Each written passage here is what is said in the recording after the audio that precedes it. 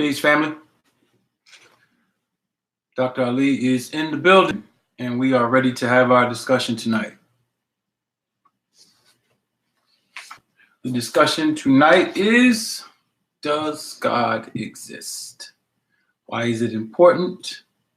The irrefutable evidence. I'm going to let folks come into the chat because I started a little late. I appreciate your patience. I have a lot of duties. And sometimes those duties don't allow me to get to these things on time.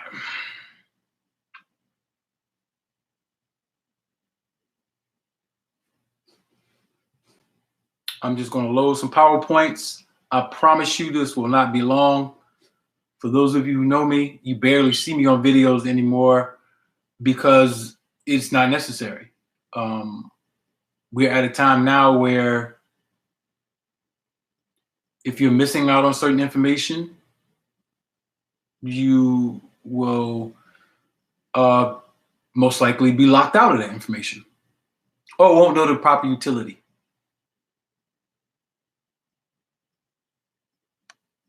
All right, so I'm just allowing my videos and PowerPoints to load up, and I'm going to jump right into this subject.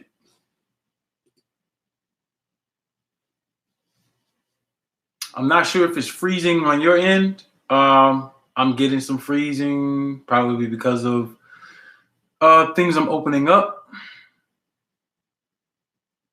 But hopefully you can hear me and everything is clear. If it's not, you can use the chat to let me know if the audio or visual is given an issue, and I'll do my best to fix it.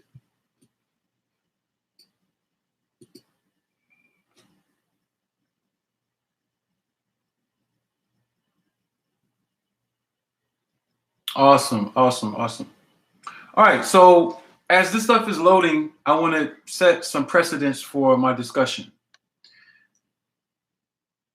Obviously, this conversation can go on for hours. It won't take me hours. It would take me minutes. On the discussion of a creator, is usually tailored towards religious discussions because that's where the term of a creation of the heavens and the earth is most discussed by people. Rarely do common people get into discussions on cosmology, astrophysics, and the origin of the universe from that angle.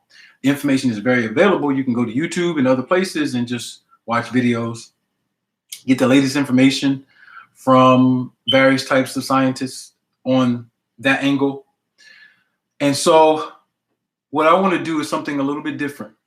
I want to make this conversation so easy that a child can understand it. And if we're childlike in our level of research or any of those things, believe me. Actually, don't believe me. Follow me as the conversation goes, and you will see this information requires actually no books. I don't need a Quran. I don't need a Bible. I don't need an astrophysics class. I just need your observational skills and your common sense. And I promise you, the most complex question on the earth can be answered in about 10 minutes. Literally. Without any doubt, without any speculation, without any philosophies, without any opinions. This will be based on reality that is measurable, that you are experiencing yourself.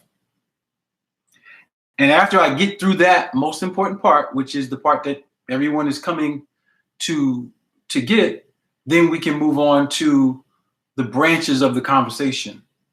And those branches, might include different people's philosophies that block them from seeing the basis of reality.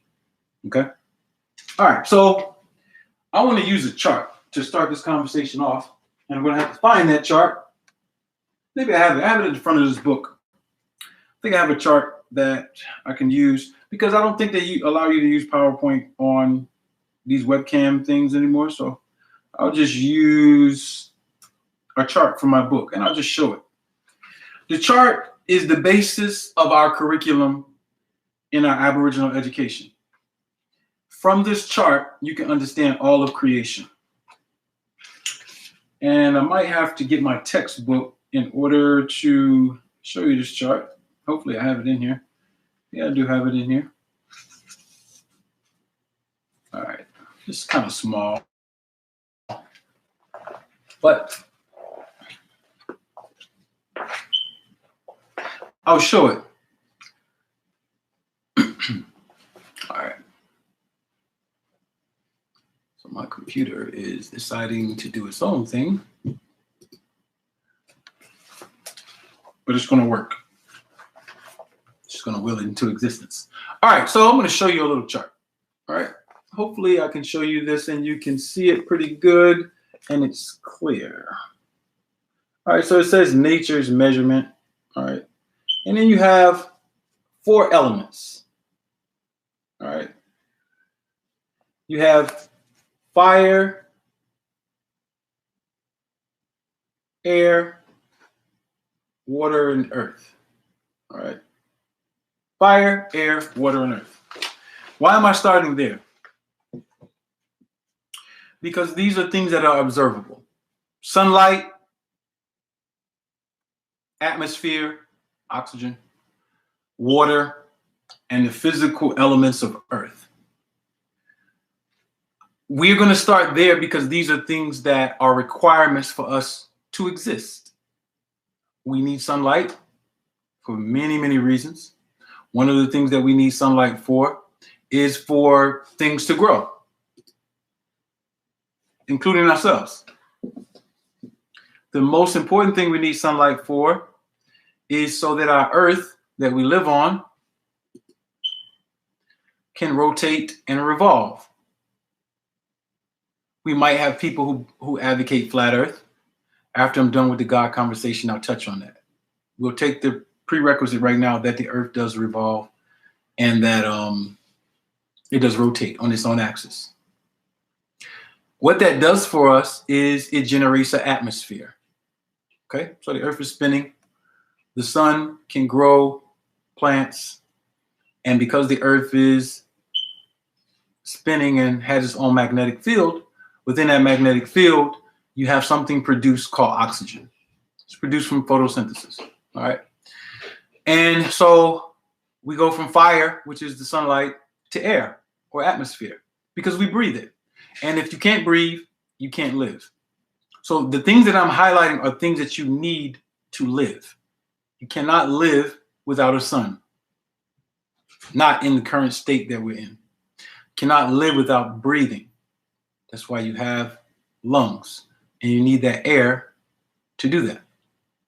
Can't live without water. It's a molecule that is required for your body, your brain, and all of your functions to operate in your body. Things in nature to provide you with the food that you need. Then we go to earth. The elements, the rocks, they're full of minerals. These are things that you need. They develop themselves or are used by seeds. They're absorbed and used in plants. And you need plants and trees to live. So those 4 elements, earth, water, air, and fire, represent actual things in creation that you need. And those 4 primary things we just laid out. You need the earth because you're getting nutrition from the earth. You need water because you need the functions and the physiological functions in the body and organisms around you need it to survive. You need air because you have lungs. You need to breathe. That is your spirit or your respiration. And you need the sunlight. That's the fire. You need those things. All right. And so there's a verse in the Holy Quran that says you submit to your creator willingly or unwillingly. Whether or not you believe in God, you're going to breathe. You're going to use the benefits of sunlight. You're going to use the benefits of water. You're going to eat. You're going to do those things. And so the question becomes, where does this all come from and how is it maintained? Where does it all come from and how is it maintained? Because the discussion on God is the discussion on the force, power, or being that is supreme above every other force, right? So in this book, The Lost Pages of Islam, we go through the astronomy of this subject and we prove it pretty quickly. So let's go do that. In this section, we call it astrotheology, but it's a pretty good thing to study. Now, we've been taught about all kinds of gods and people believe what they want to believe. This first part is not about your belief. It is about the reality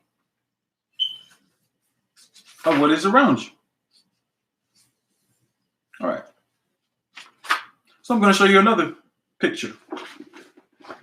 All right. So now when we get to the sun, which is generating all these things, and the earth comes from the sun,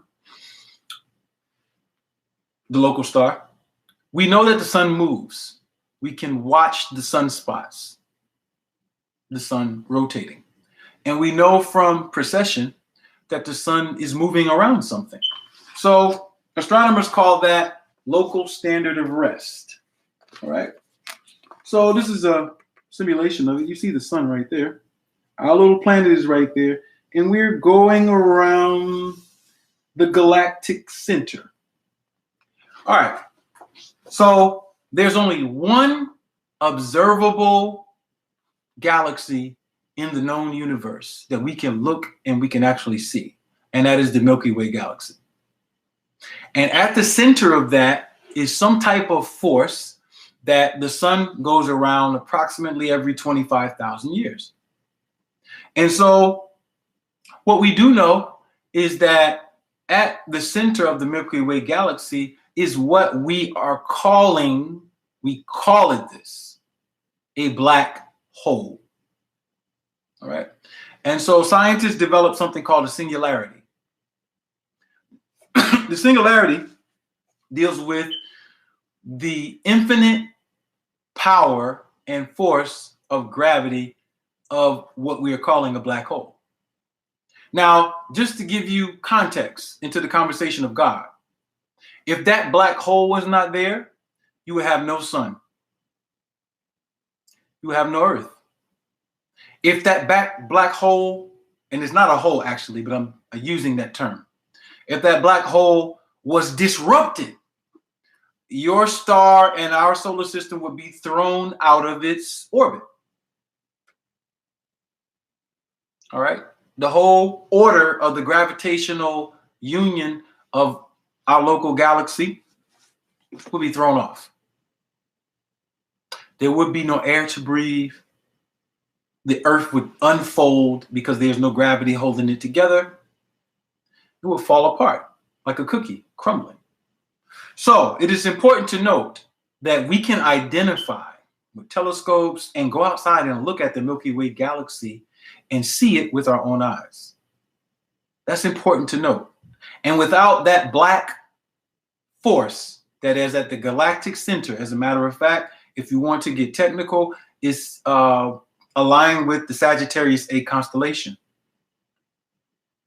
Okay? And this is why Ramadan and the winter solstice is important, because we have perfect alignment with this and the sun and the Sirius constellation at that time. And so my point with this is very simple. Without that black force that is balancing the movement of everything in the Milky Way, including the sun, including the rotation of the earth and the revolution of the earth, the production of the gas that we call oxygen that we breathe, the water, etc. None of it will exist. Now, you and I are not going to go up and be able to move that black sphere that we're calling the black hole and disrupt creation. You can't do it. You can't shoot a bomb at it. You can't blow it up. You can't destroy it. You can't do anything to it. The only thing that you can do is benefit from it being present. That's it. And what that force has done is organized our solar system so that we as beings could exist. All right. And so what we need to understand is, before we get into asking a million questions that we don't understand, we're just laying out to you the fact that this is observable phenomena. All right.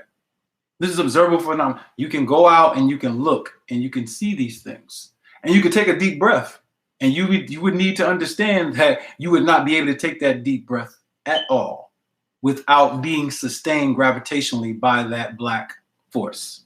You would not be able to do it. Now, let's go a little bit further, all right, in our discussion to help you out.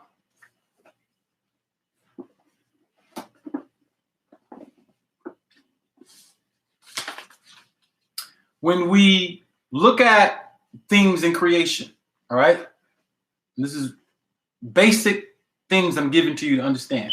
You see colors. You see colors in this room. You see that? All right, red, blue, white, all kind of stuff. You see this shirt, this jersey, got some black, whatever in it. In creation, you have what's called radiation. Radiation is light, okay? And then you have a spectrum in the seeing spectrum. In school, you learned it as Roy G. Biv, okay? All right? Roy G. Biv, all right? Red, orange, yellow, green, blue, indigo, violet. These are spectrums of the seeing spectrum of radiation, all right? This is what we see with our eyes. We can detect those, all right? Outside of that, we have other wavelengths that, generally speaking, the average person cannot see into, except if they were to design something to see into it, or they had some extrasensory perception. But when we go to understand what's beyond these wavelengths, we get into studying what they study at the Max Planck Institute called black body radiation. And what we know simply is all radiation radiates from blackness. The colors that we see, right, are a vibrational downgrade from that radiation. All right. So when we take the colors and we color them all together, we see that it's black. Okay. And so I'm only mentioning that because we can look at space and we see a whole bunch of blackness, and then we see a local star, we see moons, we see other stuff, but there's more of that black stuff. Well, what was found by astrophysicists is that black stuff is not a vacuum, all right? It's actually something. Okay, so now we have the black sphere that's causing things to rotate around it and other things. And then we have radiation, all right, which is light, all right? And when we get further into understanding radiation, we get into understanding particles, which we can use a telescope to see. We can see an atom under an electron microscope. We can see the parts of an atom, all right? Electrons, protons, neutrons. These are common names that are given to these things, so I'm just using those things. And so when we think about light, we know that that is the passage of electrons, subatomic particles, all right? And the flow of those electrons generates a charge field called a magnetic field. And depending on the nanometer of the vibration of those electrons, we get different colors. Okay, so red might be in the 750 nanometer spectrum. Okay, when we get to violet, its wave spectrum is vibrating faster. All right, you might get down to 450, 350 nanometers, and you get into violet spectrum. And so all we have when we are talking about this is a wave is describing the particles. the state of the particles. If I say, look at those waves in the ocean. The ocean is the thing, the wave is the state. And so when we think about brain waves, we think about any type of wave in the sense of radiation, we're talking about very small particles. Now we're going below the protons or the hadrons into quarks and other smaller particles. So scientists are studying, what's the smallest particle? We have to find the God particle, because if we find the God particle, we're going to find the thing that makes up everything else. The only reason I'm mentioning this is for you to understand that when you get into studying radiation or light in this universe, the ultimate light and source of radiation is blackness, cosmic blackness, and is given the name dark energy or dark matter. Why does it have to be black? Because black is the origin from which you can get all other forms of radiation. All right? All right, so that's really simple for you to understand. All right, this is why you can look at a melanated body and you can physically test the charge of the cells and see they have a higher electrical charge than someone who has pale skin. It's science. It has nothing to do with race. It has nothing to do with belief. Okay? It is just science. And so I'm only mentioning this about the blackness for you to get an idea. When you see a light like the sun, you know that if you're studying astrophysics or any other thing, there was a gas cloud. It developed into what we know as a local star. Those gases developed because of some type of heat, and all of that originates from that blackness. The question of how is the question of what is being studied. So now when I go back to this concept of, in astrophysics, of a creator, their discussion is, well, each particle, like an electron, has an antimatter opposite, a positron. And so at the initial instance of creation of any sort of particle that could spring forth from that blackness, they would both annihilate each other. The electron would be annihilated by the positron, and this would continue. So the mystery is, well, how did electrons escape annihilation to start generating the first subatomic particles as far as atoms, and then eventually elements, gases, star, eventually develop into a solar system or systems? How did that happen? Not the question of did it happen or not, how does it happen is the question. So astrophysicists won't use the term God to describe that. They might say gluon plasma, which is a plasma that would describe the first state as that blackness is making creation. This is the latest. So when you come to religion, what you have is God created the light, or the heavens and the earth. Doesn't say how. Just somebody wrote that in a book. Now, what you need to understand is by the time something is being written in a book, that's a human being writing it. And they're observing creation like us. Well, we can go outside and we can look at the Milky Way galaxy. We can go outside and we can see the fact that our Earth is a sphere, and prove it's a sphere, prove it's rotating, prove it's revolving, prove it's rotating and revolving around the sun, prove that the sun is rotating and revolving, prove that it's rotating and revolving around a center mass at the galactic center, and prove that that galactic center is what we call a black hole that is sustaining every aspect of our living existence. These things are provable. By the time we come to the religious question of God, we are coming to try to understand what another human being wrote. What I'm trying to give to you is understanding that before you get to any of these books, You can understand creation to the degree that you can find out what is upholding, sustaining, and maintaining creation. So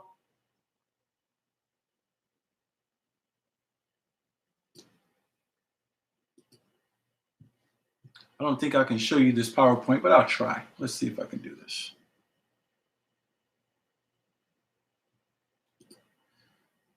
All right.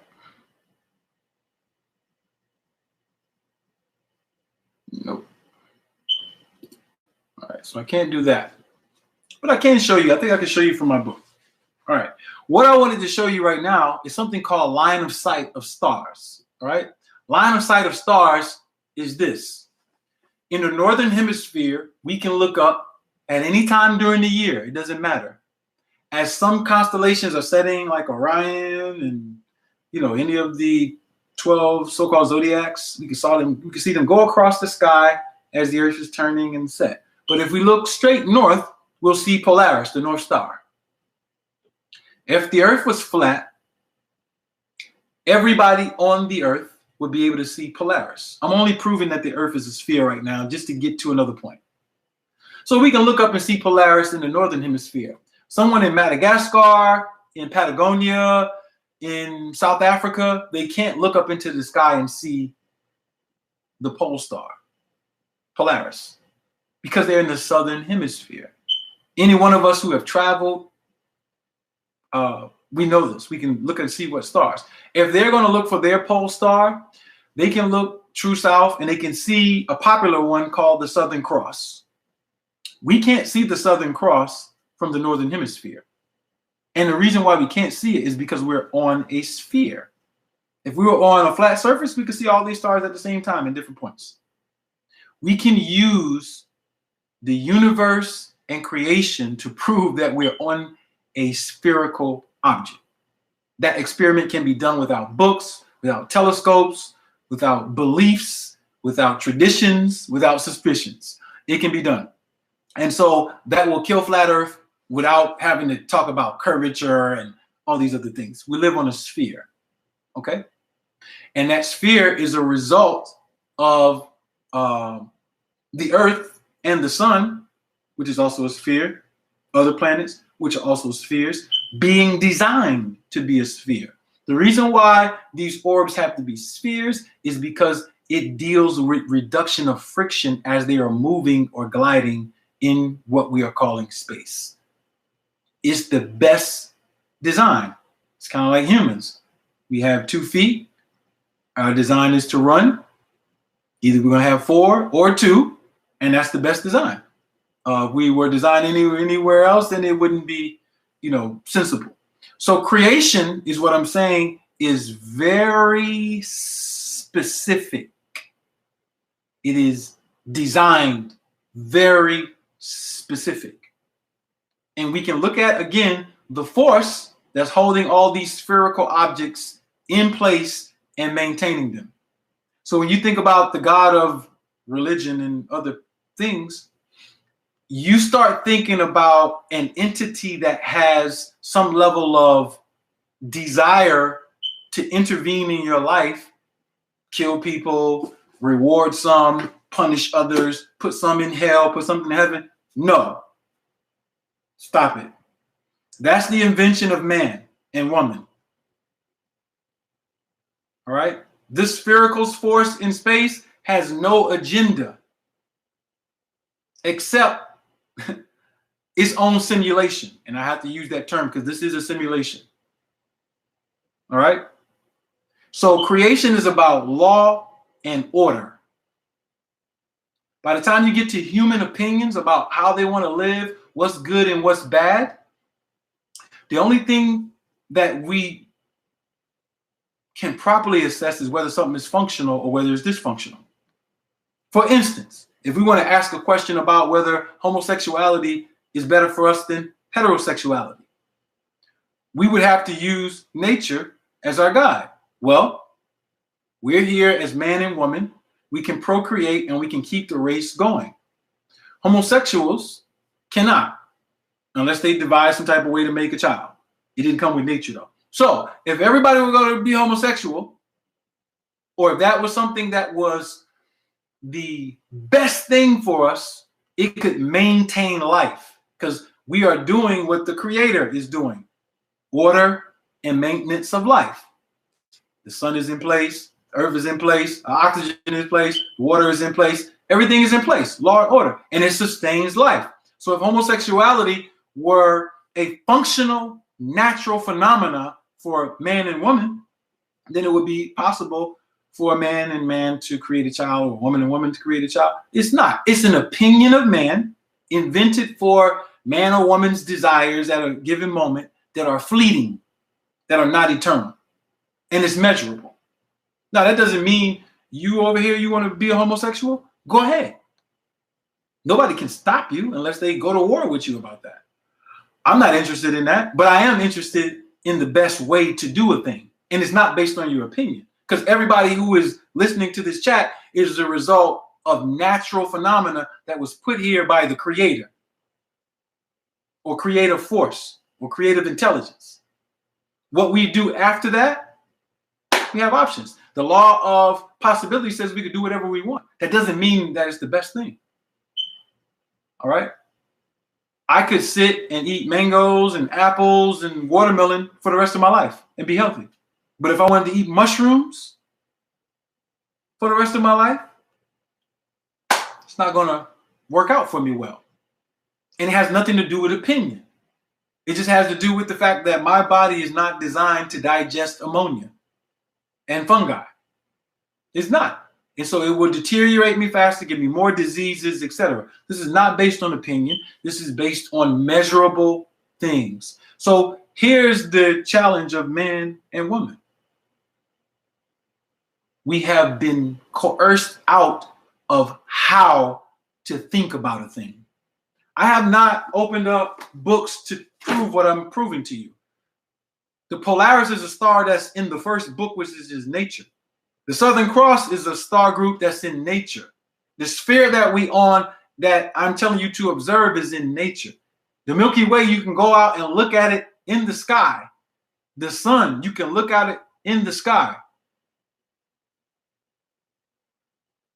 All right? So, what we are describing to everybody here in the short time that we're going to be in here, because we only 30 minutes in right now, and I'm done with the lecture. God is not these other entities that are telling you, read this book or read that book.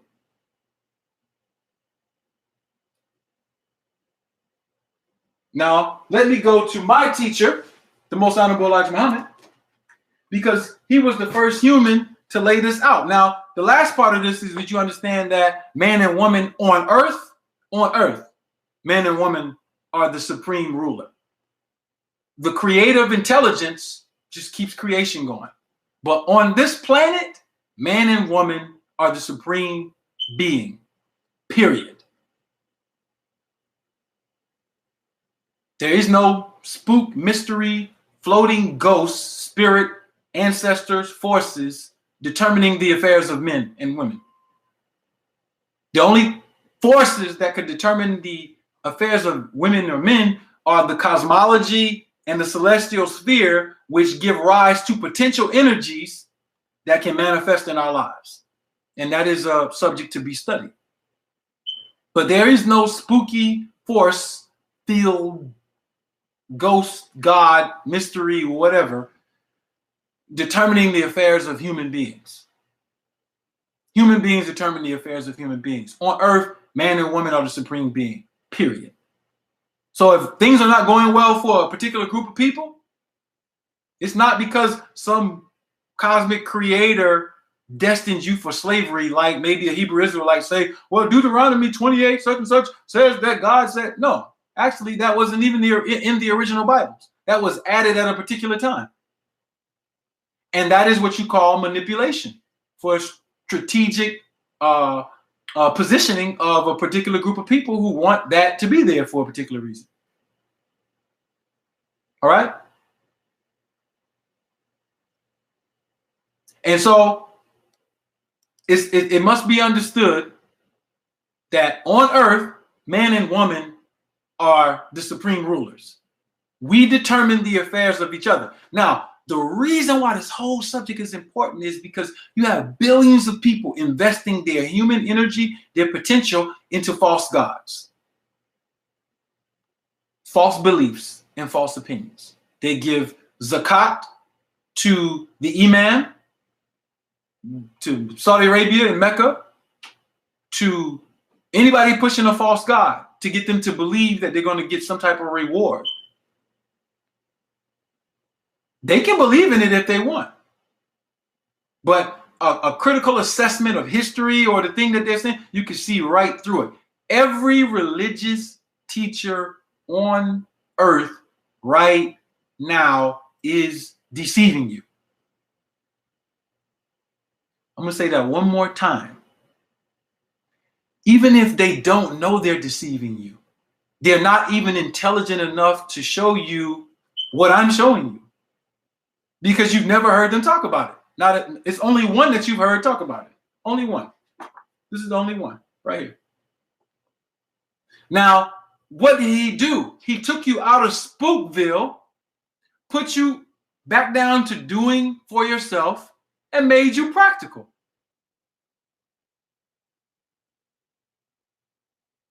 That's what happened.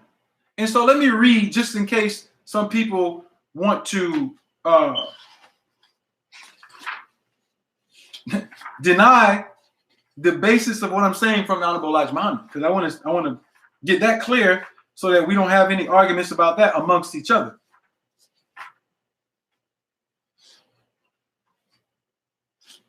All right, so this is Our Savior Has Arrived, page 40. I want to show you it. I'll even highlight it. I don't think I highlighted in this because this is a newer version. I had to get me a newer version because somebody took my book. All right.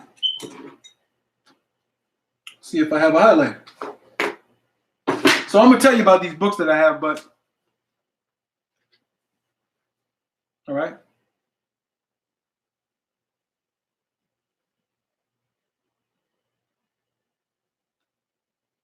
All right. This is page 40. I'm going to highlight it so you can see it better when I hold it up to the screen. So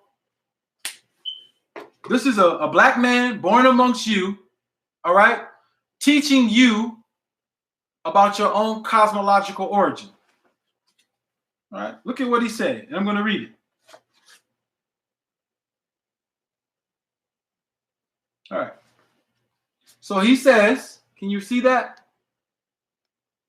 So he says, so God revealed to me in that darkness, dark matter or dark energy, which had no end to it. There, that darkness created an atom of life, and the color had to be black, as there was no light. Therefore, it had to be the color of the thing that created it. That's directly from the Honorable Elijah Muhammad. So now when he says that the black man is God at this point, or he says that the first God was an atom of life, it must be understood that he was teaching the cosmology that's present in the most profound universities today, in a non-spooky way. And not only was he teaching that, he was teaching the significance of it. So let me teach you the significance of it, because this is the real significance. When we pray or we meditate, what do? We close our eyes. Why? Who invented that amongst human beings? We close our eyes because somebody figured out in our past that is an act that is re-simulating the first act of creation. Anybody who actually does this knows the power in it. It's simply visualization. And so instead of saying your salat prayer or whatever, and you reciting words that you don't know what it means, whatever, you're actually supposed to be seeing the things that you want to manifest. And if you're having a hard time in life bringing things into existence, it's because of the friction that you cause in creation by not knowing the progression of how to bring things into creation successfully. Because you can bring a lot of things into creation. You can create chaos. You can create enemies between people. You can make two people fight over something insignificant. And no, you know what that makes you? That makes you the weakest version of yourself. But what if you wanted to be the best version of yourself? The best version of yourself is to duplicate what you're descended from and what you actually are. The Honorable Elijah Muhammad asked the question, how did self create self? Meaning self, the origin, the creator created self. And if it did create itself, the evidence is here. The very particles that make up that black space on a quantum realm are the same things that make up your tissue that give you this dark melanated hair and skin. Exact same. So we are a walking simulation of our truest self. We are walking gods. However, on this plane, we can act a fool. We can do a whole bunch of crazy stuff. The law is written in nature. You can write all the constitutions and whatever you want and get people to follow those, certain rules. The law is in creation. We disrupt it. We create our own chaos. So chastisement is always self-chastisement. And so the Honorable Elijah Muhammad is trying to teach us that, look, this is what you are created from. So this is what you should be doing to manifest the best of your reality. All right? And so go back, start and look at what I said. I love it when you have people who are bothered because they are scratching and itching, waiting on an opinion. Because you've been engrossed in that. The reality is the life and outcomes that you have are all a result of you. If your parents were lacking, they could pass that lacking on to you, your grandparents. We can even inherit our smile of our grandfather or something that our grandmother does. So you can inherit physical traits and genes and other things, and you think you are inheriting other things in your lineage? This is why your children are cursed, because you are cursing them. So we wrote this book so you can stop cursing your children. You accidentally got pregnant. Now you're stressed. You're financially unprepared. You didn't plan it. You didn't visualize and see your children coming into existence. You chaotically created them. So now you can't get the best out of your children or yourself because you're not operating as a God or a creator. You have no plan. Sure, that's subjective. Somebody's saying that. You have to be retarded to disagree with what I'm saying. Literally. And all I'm saying to you is life has a way that brings the best outcomes, and life has the way of bringing what most of us are getting. Somebody set up the Federal Reserve, right? 22 companies, basically, white males, and they have all of you, I'm not even going to include myself in this, struggling and running because your creative energy is being zapped. You work for them, so therefore you are part of their vision and not your own. Imagine being the vision of a parasite. The parasite just wants to find a way to feed off of you. And your own potential is suppressed. So I'm talking about your godhood now because you don't know the laws that could put you in the best position. And so it's a simulation. We live in a simulation. But there are rules to the simulation. If you never figure out the rules, you can stay stuck. And the evidence is stress. They have you so that one paycheck or two paychecks, if you're down, you could be homeless. Or if your family was looking out for you, let's say you got a good relationship with your mom and dad, let's say they get in an accident and they die. And you got nobody else to look out for you.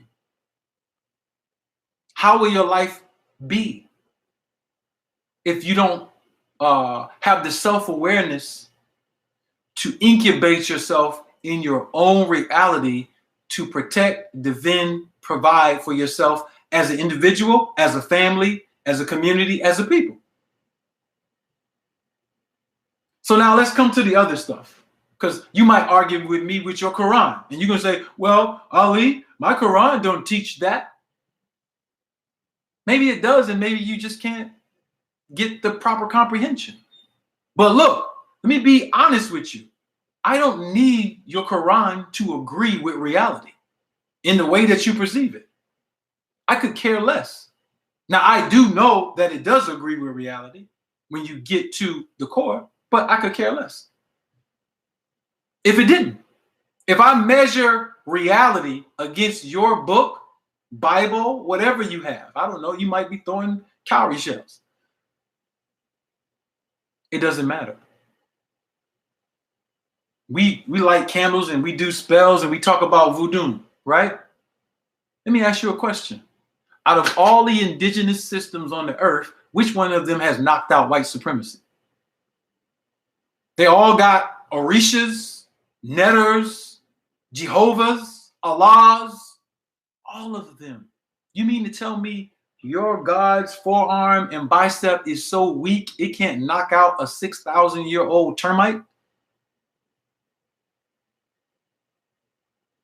Really? Now, all of you who follow those things, you in there, you giving all your wealth away out of your community to a bunch of black termites. They're eating away at what you could be investing in to actually help yourself, your children, and your community thrive and survive. It goes to a bunch of parasites. So now, if you want to know the importance of knowing a knowledge of self and a knowledge of creation, it allows for you to invest in the best things to get the best outcomes. Today is Sunday. How much money went into the pot? Your grandma, your aunt, your cousin gave to it. Then they went home and they ate pork. That's cool. Let them live their lives. But the reality is, it does deplete the community's best interests. It depletes it. Imagine if your family was investing in birth centers to have planned children, education for women, painless births, choosing the gender of the child. Imagine if it was going into that. Imagine if it was going into agriculture that's suited for your biogenetic reality. Or universities tailored towards curriculums that create the jobs for you. Just imagine. Your own lawyers, your own doctors. Imagine if all of that wealth was going towards those things. But there are vipers in your community, and they're all vipers. I'm not going to stop saying they're all vipers, knowingly or unknowingly. I don't care who it is. You know a tree by the fruit that it bears. How can you take in millions and millions and millions and millions of dollars from black people and have no institutions to show for it? You work for the enemy. So your gods, your idol gods that you have before the people, you're not teaching them about their creation. You're not teaching them about how to read into themselves. You're not teaching them about, it's not happening. And you know what? It doesn't have to. It doesn't have to. But there's a secret to this creation. Nobody escapes. Not via heaven or hell, because that's not real. Heaven is on earth, and some people are in it. Hell is on earth, and some people are in it too. Good and evil mean nothing except for the people that are around you. Why would you be good to people who are adverse to your existence? Turn the other cheek. For what? Somebody wrote that to make you a slave. All right? And so this is part one. I'm going to do a part two where I go through these religions and even atheism, and I show you who had the perverted strategic interests to create these particular things. I am talking about the African ones too. I don't care nothing about being biased towards any particular ancestors, even if my own ancestors, Aboriginal or African, did something to benefit off of the people strategically to manipulate for some particular reason. Don't matter. They did it. They did it.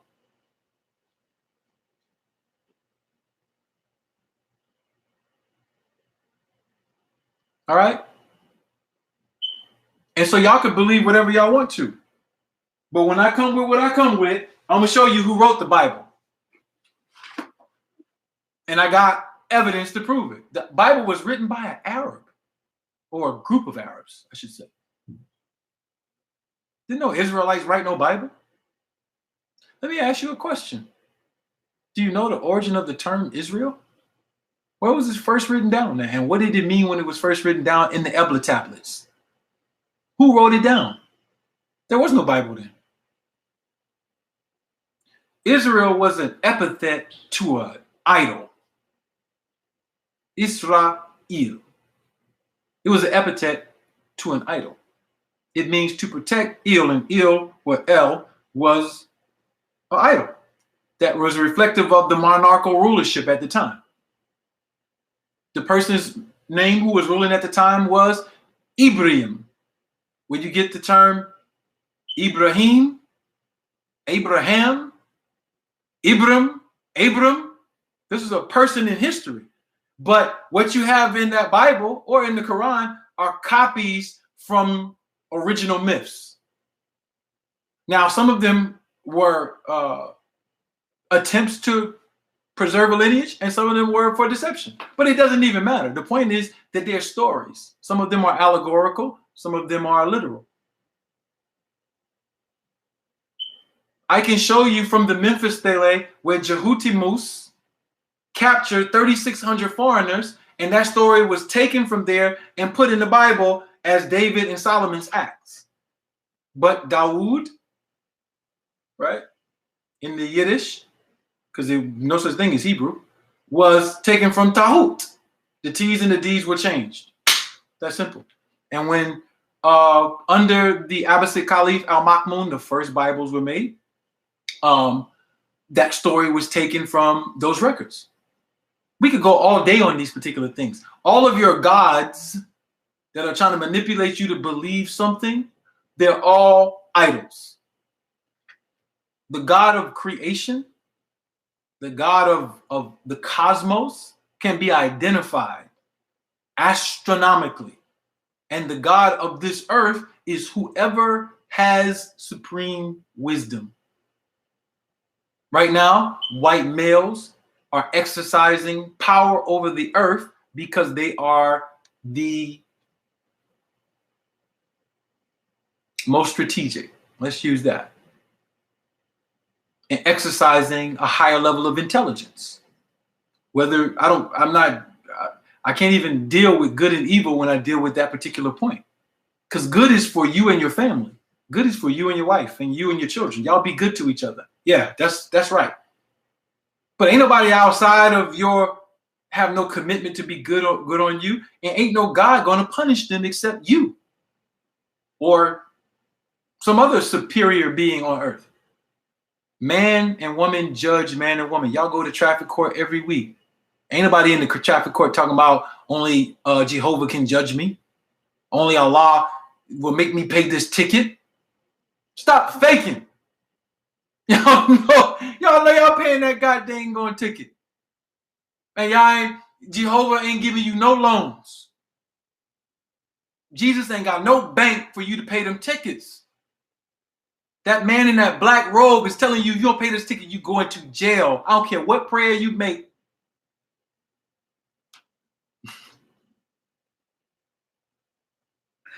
Why do we lie to ourselves? Why do we lie to ourselves? You know why we lie to ourselves? It's comfortable. It's comfortable. It's comfortable. You know what? I don't like the truth. I don't want to face it. And you can actually lie to yourself, and it's very comfortable. And you can stay that way, but you know what? Deep inside, there's a part of you that's being suppressed. That is the divinity in you. And you can look in some people's face. They lie so much, it starts to change how they look. I've seen people close to me that happened to them. It's like, you don't look the same. And so, my point to you tonight was very clear. You could believe whatever you want. You could believe that Olodumare and Amun Ra and Allah and whoever else, Jesus is going to save yourself. It's your neurons, it's your brain.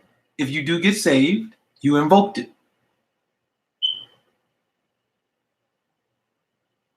The God that you believe in only exists in your mind. The God of creation can be identified. And the Most Honorable Elijah Muhammad gave us the best truth when it comes to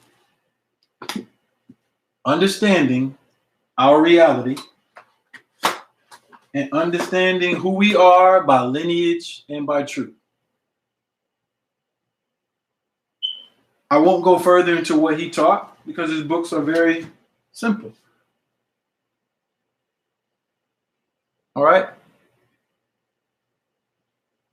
And so I'm done. It only took me 57 minutes to do this lecture. I promised myself I would not go over an hour. I don't need to go over an hour. All right? And so the God I presented to you, the creative force that's upholding creation, is identifiable. You can argue it if you want. You can't argue reality that is around you.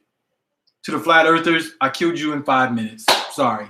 The earth is a sphere created by a force. I did not go into evolution and human evolution and any of that because those are extensive subjects. I want you to know right now you are being upheld by a black sphere, a force that we are all rotating and revolving around, and it maintains our oxygen, our elements, our water, our earth is held together by it, our sun is.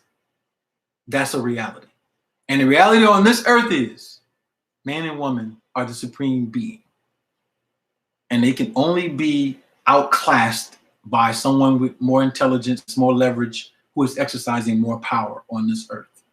You are not about to go to hell or heaven. Hell or heaven is on this planet. That's why you was promised couches and silks and grapes and all of that stuff in your Quran and what is other. You promised all of this stuff that spirits don't eat grapes. Ain't no spirit sitting on no couch. Are y'all listening to what is being said to y'all? The death that you are going to go through to get to heaven is the death that you are in, that you need to wake up from.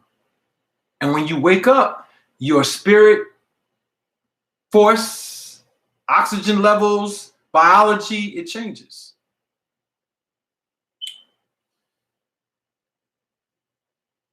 All I'm saying to you is just watch the lecture back over again and think about what I said. There's a lot more to be said to it. Incarnations. All of these things can be discussed, but we like to bring evidence and proof and things that are measurable that you can go out and look for yourself and verify. All right? All right? And I like your suggestions, but I don't need anything because I'm not even interested in teaching in the public anymore. My interest is institutions. My interest is my family. My interest is the honor community. That's it. I don't have any other interests. After 2020, when I do my presidential campaign, I never have to come and do another public lecture ever again in life. I'm not interested in it. I'm not interested in continuing to try to teach people who most likely won't, listen. So let me break some things down for you for this Ramadan. Get physical copy or ebook, The Lost Pages of Islam, Volume 2. This is a really good book for you to understand history. I'll put the link inside of the description box so that y'all can get these books. You can go to governmentreparations.org, go right to the store. You can order a physical copy of it, or you can order an ebook copy. All right. I'll share the link inside of the box so you can go check that out. And if you're interested in any of those books, you can get those books. It's really good education. It's the best education on earth that we have as far as what applies to, us becoming better as a people, better health, better legal situations for ourselves. All right. So let me share this product page, and then you can go to our other product page on aboriginalmedicalassociation.com and you can get that information. All right. So feed yourself some knowledge. All right. And as you feed yourself the knowledge, all right. And then you can go to aboriginalmedicalassociation.org, same place, or not same place, same thing. And you can get physical copies of books like Immaculate Conception. All right. How to Eat to Live for the Hereafter. Upgrade to How to Eat to Live. All right. Indigenous Food Science. Agriculture, nutrition, optimal, best on the planet. You can get access to all those things. All right. And you can educate yourself and you can put yourself in a position to become an entrepreneur. We make entrepreneurs all the time. All right. So you can go to that website.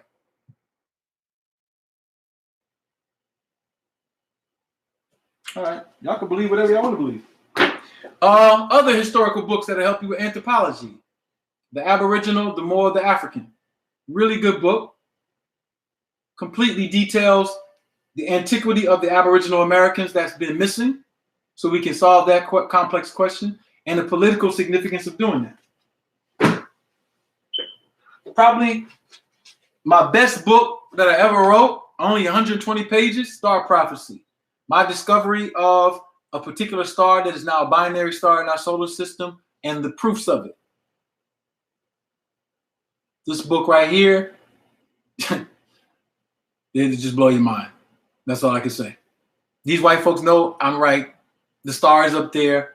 They've seen it. You can see it. I got the coordinates up here. Our ancestors said it would come, and it said what it would be a sign of. See, the beautiful thing about the time that I live in, the thing that gives me the most confidence besides my life is really hard.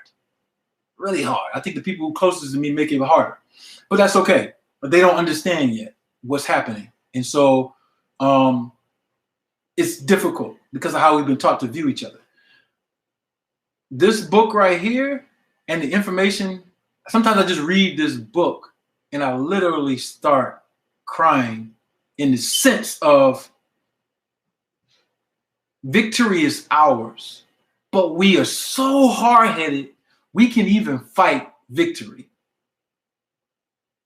And the reality of it is we can destroy our own victory. That's how powerful we are in the wrong direction.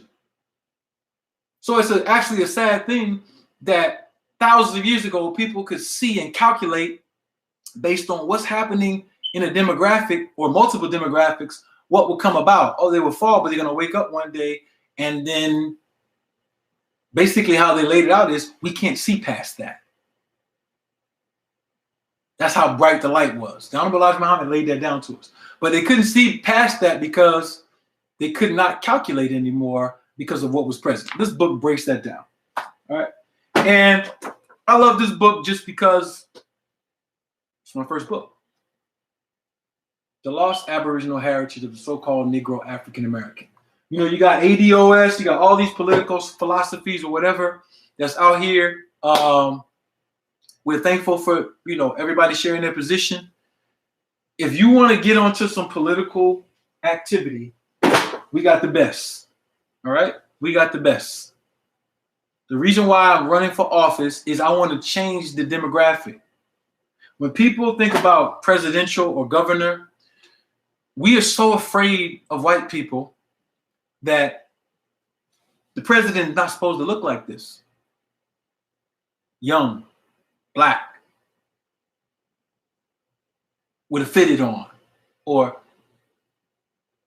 y'all bought into the sandwich. You know, I hear people talking about, oh, you should run your campaign like this, you should run your campaign like that. And I just look at them like, you believe in this stuff. I don't. But I am here to educate people. That's a part of my calling as a person. So I continue to educate. And I'm going to be here to tell you that, no disrespect, but none of these white people are more intelligent than me. None of them. When it comes, I'm talking about this political stuff. Like, we can solve problems in a year that they've been trying to solve for 40. And the reality is they don't really want to solve problems. They want to keep you, you know, as a parasite. They want to keep you in bipolar politics, talking about things you haven't studied. And the thing about us that I press the most is prepare yourself mentally, educationally, before you start talking on a subject.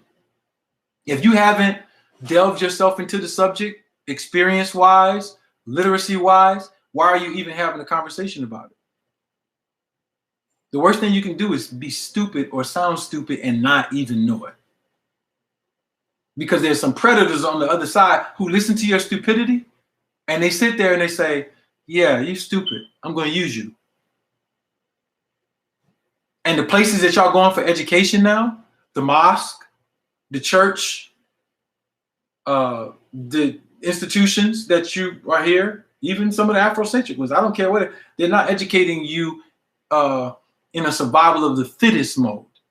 They're just trinkets. They make you happy about those things. And if that's what you want, no one can speak against you wanting that. There's a potential for you to have a God level of education so that your will be done. But everybody's not ready for that. And that's fine.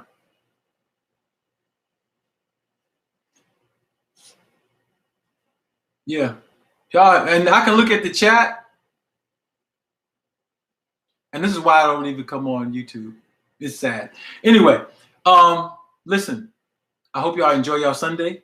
I didn't mean to keep you over long. I kept you 7 minutes over the time that I was supposed to keep you. I appreciate you for lending your ear. Share the video. If there's something that's beneficial in it to share with your people, do it. I'm going to do a part 2 and a part 3. I'll cover this Bible stuff and Quran stuff so people can get that, so they won't be deceived about that. Actual facts, records. We already have it published in books.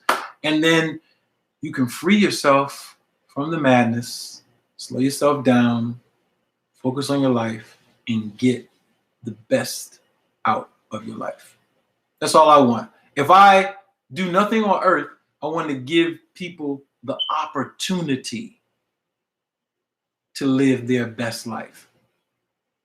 Potentially. If I can do that, I'm happy. I love y'all. Peace.